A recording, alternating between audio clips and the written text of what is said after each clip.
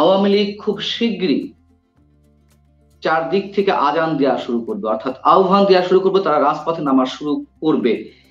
গোপালগঞ্জ কি তেমন কোনো ইঙ্গিত দিল আমাদের সামনে? ধন্যবাদ আপনাকে পান্না ভাই। ধন্যবাদ আপনার অগণিত দর্শক শ্রোতাদেরকে। সবাইকে জানাই শুভেচ্ছা, সালাম, আসসালামু আলাইকুম। আসলে এটা আমার কোনো অ্যাজাম্পশন না, প্রিজাম্পশন না, এটা হলো বাস্তবতা। আপনি যখন একটি রাষ্ট্র ক্ষমতায় এসে আপনি সবার সঙ্গে সমব্যবহার করবেন না, আপনার অপরাধীও যদি হয় তার প্রতিও কতগুলো দায়িত্ব আপনার আছে। ফাঁসির আসামিকেও আপনি তাকে সম্মান দিয়ে ফাঁসি দিতে হবে। কিন্তু আপনি যখন একটা বৈষম্য বিরোধী আন্দোলনে এসে একটা সরকার বৈষম্য চালিয়ে যাবেন এবং সবার প্রতি সমব্যবহার করবেন না, তখন স্বাভাবিকভাবে যে অংশটাকে আপনি অপব্যবহার করবেন, যাদের প্রতি দুর্ব্যবহার করবেন, খারাপ ব্যবহার করবেন, তারা আস্তে আস্তে শক্তিশালী হওয়ার চেষ্টা করবে। আমরা গত 11 মাসে দেখেছি যে এই সরকারের প্রথম কমিটমেন্ট ছিল যারা গত 15 বছরে জনগণের সঙ্গে বেইমানি করেছে, অপরাধ করেছে এবং দেশকে একটি অপশাসন দিয়ে নিয়ে গেছে, তাদের বিচার করবেন। কিন্তু দুর্ভাগ্যজনক হলো সত্য এবং অত্যন্ত নিন্দনীয় যে গত 11 মাসে আপনি একটি বিচারও সম্পন্ন করতে পারেন নাই। আপনি সেখানে একটা আদালত গঠন করেছেন, কি আদালত হলো, আন্তর্জাতিক অপরাধ ট্রাইব্যুনাল করেছেন। সেখানে আপনি একজন অযোগ্য ব্যক্তিকে, একটা ক্ষুদ্র দলের ব্যক্তিকে আপনি চিফ প্রসিকিউটর করে দিয়েছেন। সেই ব্যক্তিটি সবসময় সে এক পর্যন্ত একটা বিচার ব্যবস্থা করতে পারে নাই। সে বিভিন্নভাবে বিচারকে প্রলম্বিত করার চেষ্টা করছে এবং বিচারের নামে এমন কিছু তথ্য উপাত্ত তুলে ধরা হচ্ছে যেটা বিচারকে বিতর্কিত করে ফেলতেছে। কাজে আমি এই সমস্ত দেখে আমার ধারণা হয়েছিল যে এই সরকার দেশটা সুষ্ঠুভাবে পরিচালনা করতে পারবে না এবং পারছে না। তাই মনে হচ্ছিল যে হয়তো সে যাদের বিরুদ্ধে সরকার আটঘাট বেঁধে লেগেছে, যাদেরকে প্রতিক্ষোভ বানিয়েছে আওয়ামী লীগ তার অস্তিত্বের কারণে জানান দিতে বাধ্য হবে। আওয়ামী লীগ তো আত্মহত্যা করে নাই। আওয়ামী লীগ, আমি বলেছি, স্পষ্ট ভাষায় বলেছি, শেখ হাসিনা পলায়ন করে নাই। শেষ বিমান বাহিনী হেলিকপ্টার ডেকে এনে সশস্ত্র বাহিনীর প্রহরায় সে হেলিকপ্টারে করে বাংলাদেশ থেকে ভারতে স্থানান্তর হয়েছেন। স্থানান্তর শব্দটি সম্প্রতি আপনারা গত 16 তারিখে ব্যবহার করেছেন যে এনসিপির নেতৃবৃন্দ থেকে আপনারা সেনাবাহিনীর এপিসিতে করে তাদেরকে খুলনা স্থানান্তর করেছেন। এখানে তো অনেকে বলছে পালিয়ে গেছে, কথাটা তো আসছে না। পালিয়ে গেছে কথাটা তো আসছে না, তারা স্থানান্তর করেছেন। তাহলে শেখ হাসিনা পেলেও তো কথাটা স্থানান্তর, সেটাও তো স্থানান্তর করেছেন হেলিকপ্টারে করে, বিমান বাহিনী হেলিকপ্টারে করে আপনি তাকে দিল্লিতে স্থানান্তর করেছেন। স্থানান্তর করেছেন, আবার ফিরে আসবে, এটা তো স্বাভাবিক। কাজে ফিরে আসতে হলে, বড় নেতারা ফিরে আসতে হলে এখানে স্বাগতম আগতম এই ধরনের কতগুলো স্টেটমেন্ট হয়, শুভেচ্ছা স্বাগতম। তো এটার জন্য আমি আজান শব্দ ব্যবহার করেছি। আজান আরবি শব্দ, আজানটা হলো আহ্বান। আহ্বান আহ্বান তারা করবে এবং এটা স্বাভাবিকভাবে ধারণা করা হয়েছিল যে 5ই আগস্টের পরে হয়তো করবে, কারণ শেখ হাসিনা হয়তো তার প্রথম দিবসটাকে দেখবে কিভাবে করা হয়, বা ওই দিনই তারা হয়তো শুরু করে দেবে, ওইটাই ছিল প্রত্যাশা। কিন্তু 16ই জুলাই অনুভূত এবং অপ্রত্যাশিত ঘটনা ঘটেছে। যদিও ঘটনার জন্য প্রাথমিকভাবে আওয়ামী লীগ নিজে দায়ী, কারণ আওয়ামী লীগের উচিত হয় নাই এই পরিস্থিতিতে, যাদের বিরুদ্ধে সবচেয়ে বড় অভিযোগ হলো যে তারা পরমত সহিষ্ণু না, তারা অন্যকে কথা বলতে দেয় না, সভা করতে দেয় না। গত 15 বছর বিএনপি কে সহ কোন রাজনৈতিক দলগুলোকেই তাদের অনুমতির বাইরে কোনো সভা করতে দেয় নাই। এই একটা অপবাদ নিয়েই কিন্তু সাবেক প্রয়াত প্রধানমন্ত্রী শেখ হাসিনাকে পদত্যাগ করতে হয়েছে বা ক্ষমতা থেকে চলে যেতে হয়েছে। তাহলে এখন গোপালগঞ্জে একটা জনসভা ডেকেছে, যেই ডাকো, সেটা বাধা দেওয়ার কি আছে? বাধা দেওয়াটা ঠিক হয় নাই। এখন এই ছেলেরা এই ক্ষোভটাকে রাজনৈতিকভাবে মোকাবেলা করতে পারে নাই। এই বিষয়টাকে রাজনৈতিক মোকাবেলা না করে তারা সেখানে গিয়ে মিটিং এ একটা মঞ্চে সেনাবাহিনী এবং পুলিশের ছত্রছায়া তারা মঞ্চে আরোহণ করেছে। মঞ্চে আরোহণ করে সামনে কোনো জনগণ না দেখে তারা রাগের বসে, তাদের হিতাহিত জ্ঞান শূন্য হয়ে তারা কিছু বক্তব্য দিয়েছে যেগুলো অনভিপ্রেত, যেগুলো গ্রহণযোগ্য হয় নাই। যেমন তারা বলেছে গোপালগঞ্জে তারা আবার আসবে, এর বদলা তারা নিবে। তারা সেখানে বলছে মুজিববাদ মুর্দাবাদ।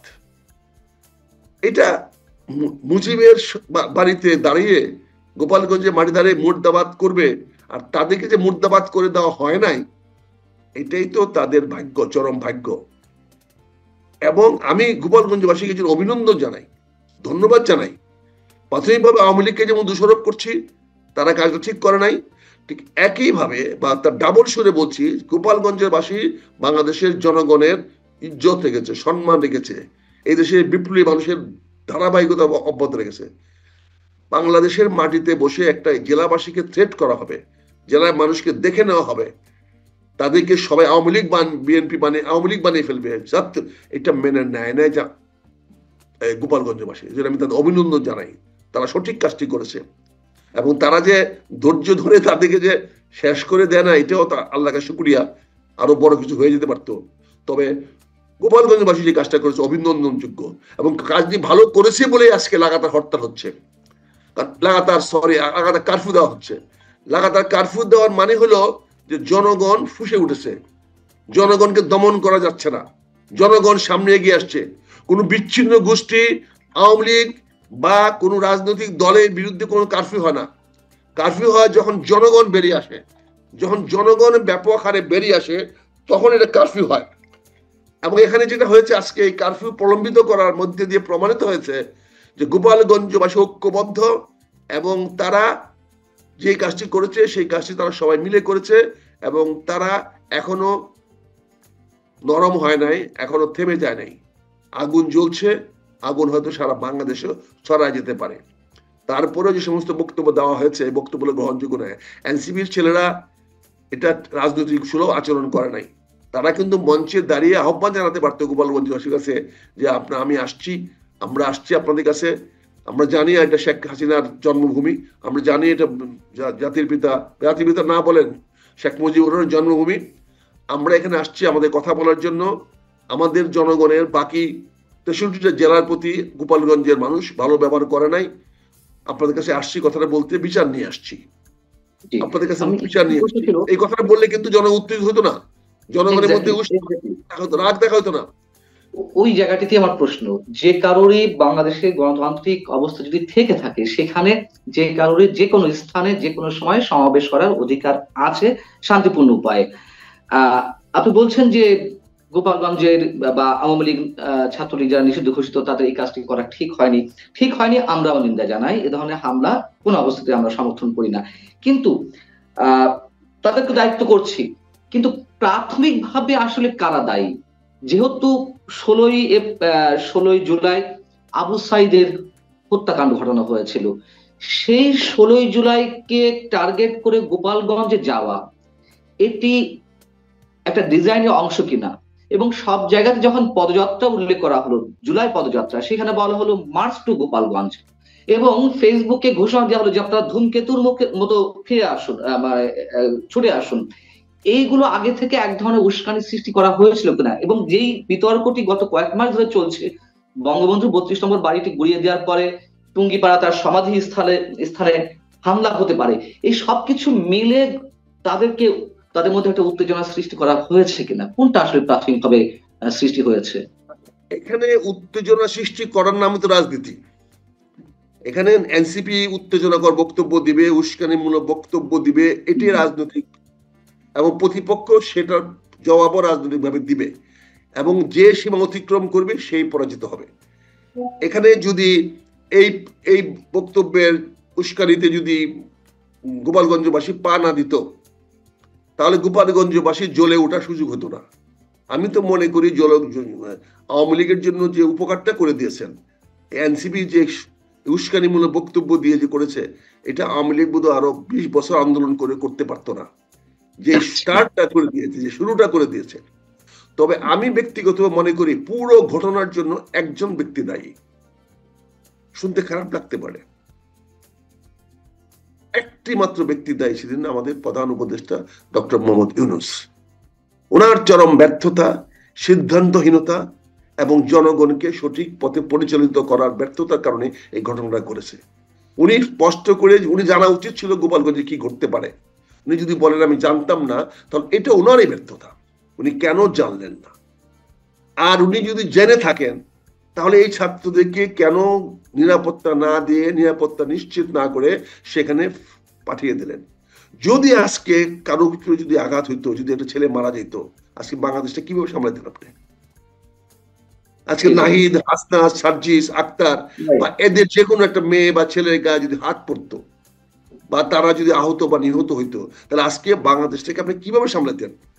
তাহলে আপনি বাংলাদেশটাকে চরম বিশৃঙ্খল অবস্থায় সৃষ্টি করার জন্য নিয়ে যাচ্ছেন। এই ব্যর্থতার দায় দায়িত্ব কি ডক্টর ইউনূস সাহেবের বর্তায় না? আমরা আজকে বা গতকালকে দেখেছি সেনাবাহিনী একটা আইএসপিআর একটা বিবৃতি দিয়েছে, সেখানে তারা বলেছে যে আত্মরক্ষার বল প্রয়োগে বাধ্য হয় সেনাবাহিনী। এটা গ্রহণযোগ্য বক্তব্য নয়। সেনাবাহিনীর কাছে বক্তব্যটা গ্রহণযোগ্য নয়। সেনাবাহিনী কখনোই বল প্রয়োগে বাধ্য হয় না। সেনাবাহিনী সেলফ যে বল প্রয়োগকারী। সেনাবাহিনীকে তৈরি করা হয় প্রতিপক্ষের বিরুদ্ধে বল প্রয়োগ করে জয়লাভ করবে। সেনাবাহিনীকে তৈরি করা হয় অন্যের উপরে আঘাত করার জন্য, নিজে আঘাত থেকে বাঁচার জন্য না। কারণ সেনাবাহিনীর উপরে আগে গুলি করার ক্ষমতা যদি কেউ রাখে তাহলে আগেই মেরে ফেলবে, তাহলে ও আর কি বল প্রয়োগ করবে? সেনাবাহিনী যদি আত্মরক্ষায় গুলি করে, তার মানে তাকে তো আগেই গুলি করে মেরে ফেলছে, তাহলে সে আত্মরক্ষা করবে কেমনে? কাজে সেনাবাহিনীর এই বক্তব্য গ্রহণযোগ্য না। সেনাবাহিনী হলো আমাদের একটি চৌকস বাহিনী, যাকে রাখা হয়েছে জীবন দিয়ে হলেও দেশ, জাতি এবং জনগণের রক্ষা করবে। সে আত্মরক্ষা গুলি করে না, সে রক্ষা গুলি করে তার আইন প্রয়োগ করার জন্য।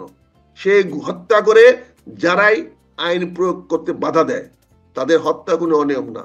আর আরেকটি কথা আমি এখানে মনে করে দিই সবাইকে, সেনাবাহিনী সবাইকে মনে করেছে গুলি করার অধিকার সেনাবাহিনীর অস্ত্র আছে, বন্দুক আছে, কামান আছে, মিসাইল আছে, কিন্তু গুলি করার ক্ষমতা নাই, ছোড়ার ক্ষমতা নাই। ছোড়ার ক্ষমতা সরকারের। যুদ্ধ ঘোষণা না হওয়া পর্যন্ত তারা গুলি করতে পারে না। তাহলে সরকারই তো ঘোষণা করেছে অথবা নির্দেশ দিয়েছে। আসিফ মাহমুদ সজীব ভুইয়া পুলিশ কন্ট্রোল রুমে বসে আমি একটা কথা একটু শেষ করে দিন, তাহলে কথা বলে আমি আসতে। এখানে সরকারকে দেওয়া আছে, এবং সরকার কে? সরকার নিজেরও যুদ্ধ ঘোষণা করার ক্ষমতা নাই। যুদ্ধ ঘোষণার ক্ষমতা দেওয়া হচ্ছে সংসদকে। আপনি সংসদ যুদ্ধ ঘোষণা করবে, সেইটা প্রকাশ করবে ক্যাবিনেট, এবং প্রধানমন্ত্রী নিজে যুদ্ধ ঘোষণা করতে পারেন না, তার কোনো ক্ষমতা দেওয়া হয় নাই। কাজে এখানে টিওনোর অধীনে কিন্তু সেনাবাহিনীর ন্যস্ত করা হয়েছে। এই জন্য ম্যাজিস্ট্রেসি ক্ষমতা দেওয়া দরকার পড়েছে, যাতে টিওনো যখন যেটা বলবে তারা ম্যাজিস্ট্রেসি ক্ষমতা প্রয়োগ করে সেই দায়িত্ব পালন করতে পারে। এবং যদি টিওনো পর্যায়ে না বড় জেলা পর্যায়ে হয়, তাহলে সেটা ডিসি কে দায়িত্ব দেওয়া হয়েছে। তাহলে এখানে গুলি করতে হলে টিওনোর কে সাহায্য করার একটা আবেদন লাগবে। টিওনো বলতে হবে সেনাবাহিনীকে যে আমার এখানে আইন শৃঙ্খলা রক্ষা করেন, এখানে এই এলাকায় মানুষ উচ্ছৃঙ্খল হয়ে গেছে, তাকে করেন।